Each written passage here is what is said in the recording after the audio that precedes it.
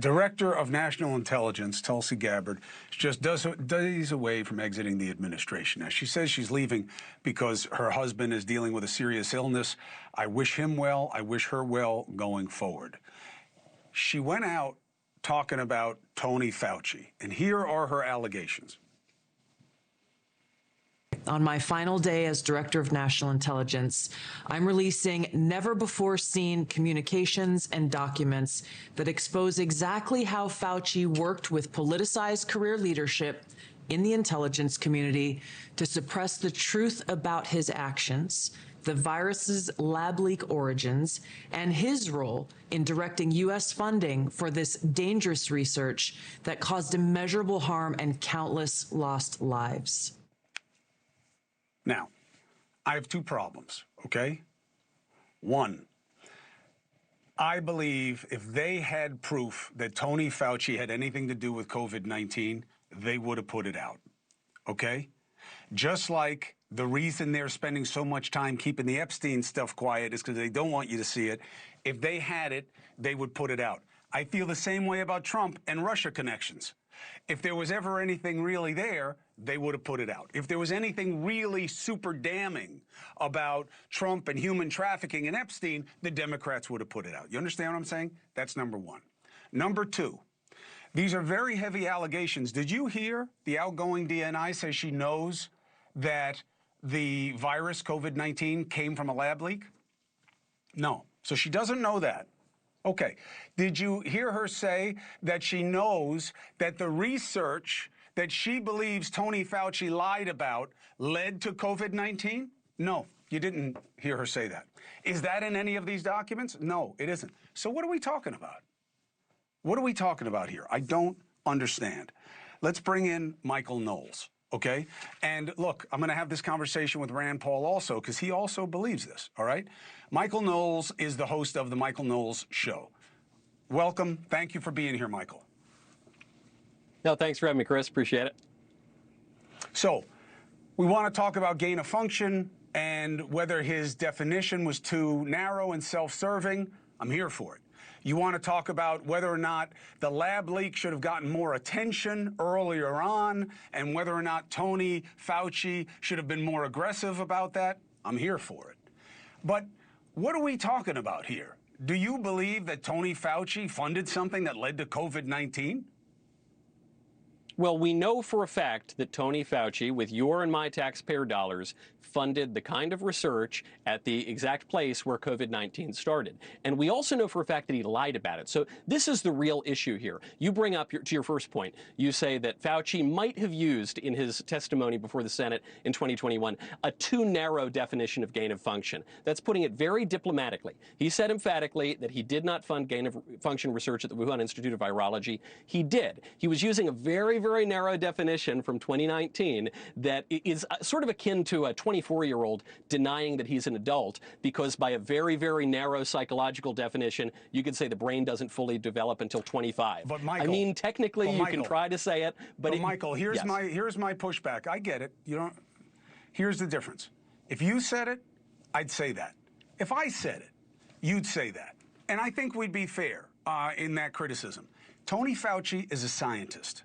This is a real definition that is a regulatory definition. And I can tell you this, Tony Fauci believes in the distinction that the type of experiments that were funded should not have led to gain of function. Now you have a second question. Let's say some grand jury agrees with you and not me and not Tony. Okay. There is no indication that any of the research that the United States or any of its associates had to do with led to COVID-19 because we don't even know that it came from the lab. I believe it did, but I can't prove it. Yeah, I don't think it came from a bad batch of pangolin soup. So you're right. We can't draw yet a direct connection between those things. But that's not even the issue that the DNI is alleging. The point is, and the problem for Fauci is, that he perjured himself, I think, pretty clearly in that 2021 Senate testimony, because you make a good point. He's a scientist, but he was, in that instance, speaking to politicians and the public using the ordinary, even by ordinary technical standards, definition of gain of function. But put that aside. That's already termed out by the statute of limitations. The It's other not issue perjury you mentioned to your second if you point. don't have an intention to deceive, Michael. It's a legal question. Sure. So I'm. It's not perjury if you think don't have an intention to deceive. But this is the problem, Chris, because it brings you to your second point. You say maybe Fauci should have been more aggressive in pursuing the lab leak theory. He actually was very aggressive. That's part of the documents that Tulsi released. And this is where he committed his real crime, and it was clear perjury. In 2024, Tony Fauci said under oath that he did not have conversations with the intelligence community about the origin of COVID-19. But he did. We now know that from CIA briefings. We know that from whistleblowers. We know that from lots of documents from the intelligence community. So that was clear perjury, and that's within the statute of limitations. He was aggressive. He was trying to cover this up. He knew that he had funded broad definition gain of function research with EcoHealth Alliance at the place where, on the viruses where COVID started. So there was clear deception there. The only reason he won't be held to account is because Joe Biden gave him an unprecedented blanket pardon. No. Well, but look, listen, you really want to talk the pardon talk with what Trump is doing? Seriously? Yeah, it was seriously. totally unprecedented. Seriously. Yeah, I seriously do, because we've never seen a pardon like the Joe Biden blanket pardons. Everybody who can put money in his family's pocket. And you want to talk about pardons? Please. Lawfare is well out of control, are for specific and crimes. we know it. But Chris, you're missing the point, because this is pertinent to Fauci. Yes, Trump has pardoned a lot of people. I get this the is an important distinction. Trump has pardoned a lot of people. Bill Clinton pardoned a lot of people. But with the Biden pardons, they were blanket pardons for unspecified crimes. You're right. It's not like this. It's far well beyond the American and when Trump record. leaves office, let's see who he pardons prophylactically going forward. Well, so he might, because the precedent was set. You're right. No, but hold on a second. Michael, you don't live your life that way, do you? If somebody kicks a dog, do you say the precedent has been set and then you go around kicking dogs? No. You know, you have your own principles, you have your own standards. If one side of the political aisle is threatening to jail you and your associates, then you have to react to that, especially if the other side has set the precedent. Well, but the precedent that was set was that you knew that Trump was going to go after Biden and all his people because of what they tried to do to his son, right? So that's what he was protecting against. Preemptive pardon, sure. Look, however you want to like justify any of it. Fine. Look, Michael, I don't want to justify it. I hate all of it. I hate the parties. I want the whole thing to die. You got the wrong guy. I will say this one other thing that I want you to consider as we go forward. The U.S. intelligence agencies have had every opportunity to come out and echo what you're putting out about Fauci. They never have. Even under Trump's control, no one has come out, except Tulsi, who's leaving, and Chris, said what that she's isn't saying true, right though. now. You had that. But that isn't true. You had multiple whistleblowers from within the IC in these documents. That's not the you same. have the documents That's themselves, not the same. and then furthermore, Chris, this is the main point. The director of national intelligence came out and said it. So it's like saying, no baseball player ever did this, that, or the other than Aaron Judge. He's the biggest one. On her way out, she's saying this. Nobody came out officially from U.S. intelligence and said this or said that Iran was weeks away from having a nuke. And I believe both of these Chris, things but matter. they followed protocol, Because they don't and want they to blew the whistle. They don't want to go on the record about Tony Fauci. I'm telling you, we could make a little side bet. You can indict anything. Nobody's convicting Tony Fauci of anything like this. No, they won't because of the pardon. I agree with you. I'm not going to put my money on the line. Because of the pardon, they won't. No.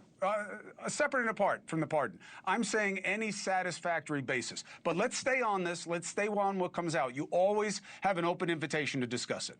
I'm just saying an allegation is one thing. Thank you, Chris. Corroboration is something different. No, hey, listen, not everybody wants to have you on, It's unfalsifiable.